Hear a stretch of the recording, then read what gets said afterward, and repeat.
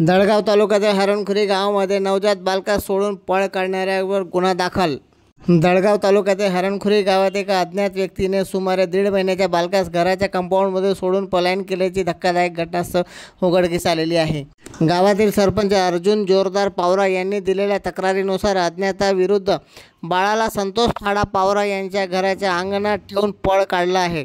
घटनेची माहिती मिळताच पोलिसांनी तात्काळ घटनास्थळी धाव घेतली।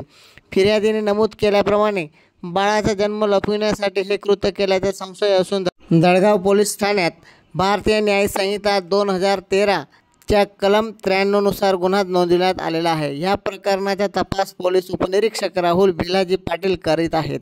बेवारसरित्या बाळाला रात्रीच्या वेळी सोडून गेल्यामुळे पोलिसांना या घटनेचा तपास अधिक प्रमाणात करावा लागणार असल्यामुळे सर्वत्र चर्चेचा विषय बनून राहिलेला आहे। सर्वत्र एकच खेदजनक चर्चा सुरू आहे की अशा निर्दयी मातापितांवर। Bureau report Chandrakant Chavan, Shriji news 24 अक्कलकुवा।